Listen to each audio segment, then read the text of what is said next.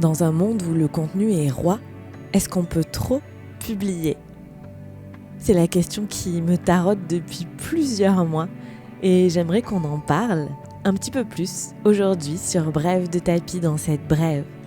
J'aimerais qu'on explore ce dilemme moderne, la quantité versus la qualité de publication sur Instagram, sur YouTube, sur nos épisodes de podcast, sur nos newsletters. En fait, je me suis posé cette question épineuse sur la quantité de contenu parce que je viens de complètement remodeler mes moyens de communication. Et je me suis vraiment demandé si je publiais trop. Et je crois que c'est une question de perspective. Il y a plusieurs points de vue, celui des algorithmes, la résonance avec les personnes qui écoutent mes contenus, vous en l'occurrence, et aussi mon propre équilibre. Alors j'aimerais aller un peu plus loin sur ce sujet. Peut-être d'abord en me demandant si publier trop, c'est fonction de qui, de quoi. Pour moi, publier trop, trouver ce bon équilibre de rythme de publication, c'est vraiment fonction du point de vue sur lequel on se place. Alors si on se place du point de vue des algorithmes, des robots derrière Instagram, YouTube, Google, alors pour ces robots, on ne publiera jamais trop. Je me souviens avoir entendu il n'y a pas très longtemps dans une formation qu'une personne était vraiment devenue une personnalité publique parce qu'elle publiait 7 fois par jour sur les réseaux sociaux. Donc ça, c'est assez clair pour tout le monde, pour l'algorithme. Plus tu publies, plus il te met en avant et mieux c'est. Maintenant, du point de vue des élèves ou des profs d'ailleurs qui écoutent mes différents contenus, du point de vue des auditeurs, de ceux qui consomment, je me suis demandé si trop de contenu pouvait les submerger, voire même désengager mon audience. Et comme souvent, je suis allée chercher des réponses auprès de mes élèves après mes cours de yoga, j'en ai parlé avec eux. Et je me souviens d'une personne qui m'a dit très franchement, et j'apprécie beaucoup la franchise, si tu ne me connais pas, tu le sais maintenant. Cet élève m'a dit très franchement, non mais Marion, on n'arrive pas à te suivre en fait. On n'arrive pas à écouter tous tes épisodes de podcast, ni à suivre toutes tes vidéos. Et parfois, c'est un peu stressant parce qu'on a l'impression qu'on va manquer quelque chose de super important. Et puis j'ai aussi discuté avec une prof de yoga que je forme et qui me parlait d'une autre prof de yoga qui formait aussi des profs de yoga. Et donc mon élève me disait qu'elle avait décidé de ne plus suivre cette autre prof de yoga sur Instagram parce que clairement elle était saoulée de ses 15 stories par jour. Alors ça pose vraiment des questions sur est-ce qu'on peut submerger notre audience ? Est-ce qu'elle peut se désengager, arrêter de nous écouter parce que c'est trop ? Et je me suis demandé, au final, toi, en tant qu'auditrice, en tant que consommatrice de contenu gratuit, comment tu fonctionnes ?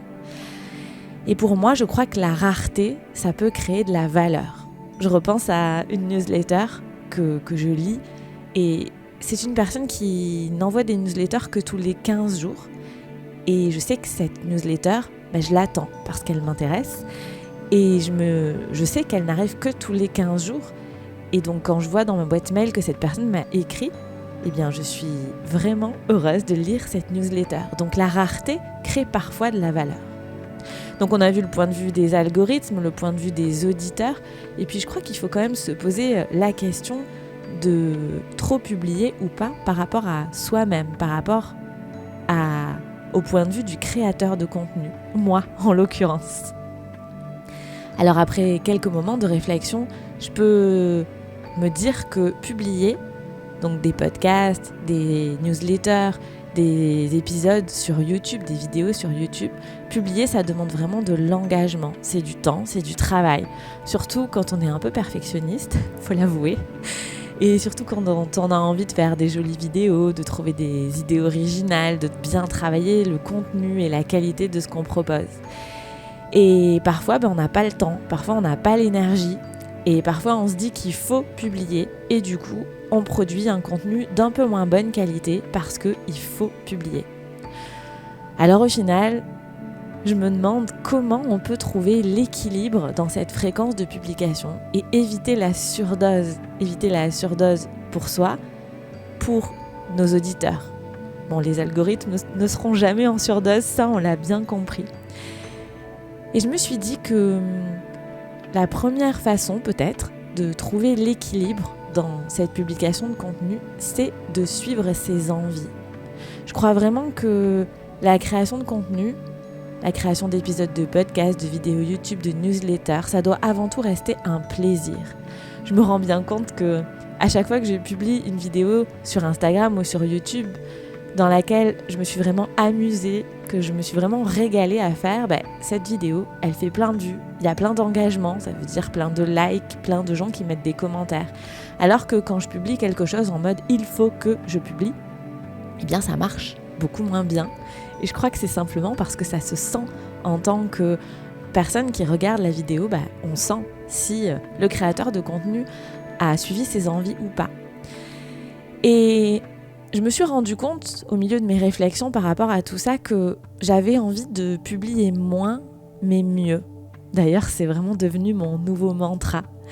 Et j'ai réalisé ça au moment où j'ai fait mon podcast bilan sur mon année yoga, le dernier épisode de podcast que d'ailleurs tu peux écouter sur Bref de Tapis.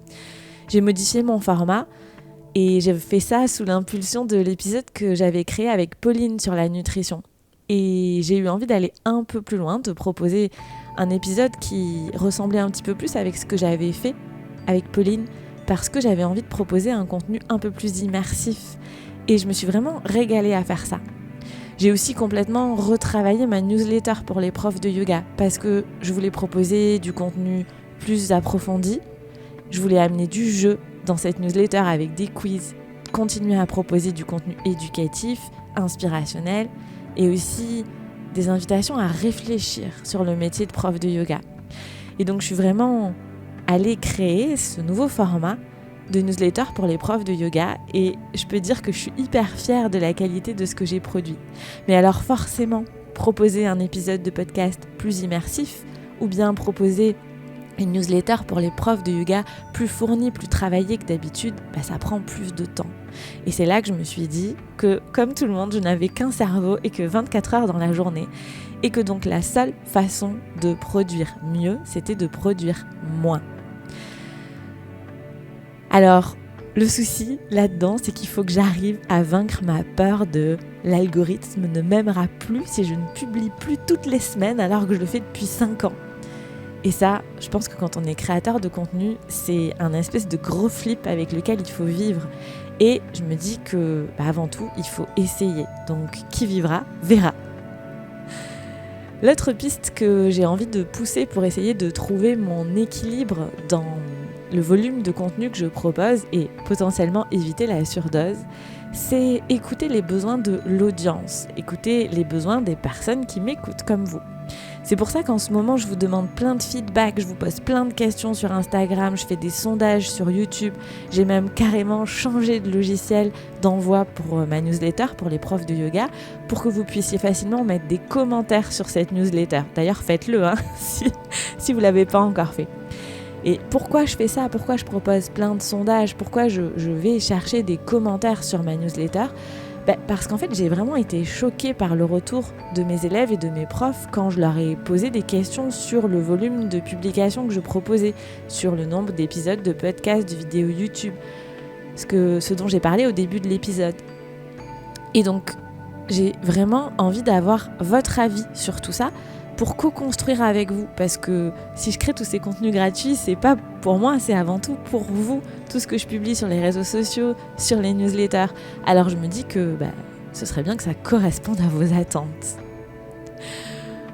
Donc, si je réfléchis à tout ça, pour répondre à cette question de est-ce que je publie trop et comment trouver l'équilibre, éviter la surdose dans ce volume de contenu publié, je me dis que si j'écoute mon audience, si je vous écoute vous, si j'écoute mes envies, oui, je publie trop. Et trouver la bonne fréquence de publication, c'est vraiment pas facile. C'est vraiment résoudre une équation à plusieurs inconnus. Et si tu te souviens de tes cours de maths au lycée, on dit en maths qu'il faut autant d'équations que d'inconnus pour arriver à résoudre ces équations et donc trouver les inconnus. Et donc, c'est pas facile parce qu'on a beaucoup d'inconnus mais pas beaucoup d'équations. Alors je crois que la solution pour trouver la bonne fréquence de publication, c'est de tester et de rester à l'écoute de l'audience, de surveiller les datas, comme on dit dans le jargon, et d'ajuster. Je compte donc bien dépasser la peur que les algorithmes m'oublient si je publie moins. Tenter de moins publier, vous demander des retours, des feedbacks, toujours dans des sondages, dans des commentaires, pour ajuster mon volume de publication. Alors voilà, j'espère que cet épisode t'aura invité à réfléchir, peut-être toi aussi, soit à ton volume de publication si tu es créateur de contenu, ou bien à ton volume de consommation de contenu si tu es auditeur. Je te rappelle que si tu es prof de yoga et que tu veux découvrir le nouveau format de ma newsletter pour les profs de yoga, tu peux t'y abonner en suivant le lien dans les notes de l'épisode ou dans la bio. Et si tu es sur Instagram. Et par rapport à ces sujets, j'aimerais vraiment que tu me dises en commentaire de la vidéo, si tu me regardes sur YouTube ou peut-être sur Instagram en message privé en cherchant @l'alchimie des corps tout attaché, ce que tu penses toi de ces sujets. Donne-moi ton retour si tu l'as pas fait. Est-ce que tu trouves que je publie trop ? Est-ce que tu trouves qu'il y a une bonne fréquence de publication pour toi en fonction du type de contenu, de la vidéo, du podcast ? Je suis vraiment, vraiment curieuse d'avoir ton retour là-dessus parce que tu l'auras compris avec cette brève, j'ai vraiment envie de co-construire tout ça avec toi, trouver un équilibre entre mes besoins et vos besoins. Alors d'ici là, démystifions le yoga, une posture à la fois, en newsletter, sur YouTube, en podcast ou ailleurs, avec une fréquence de publication équilibrée.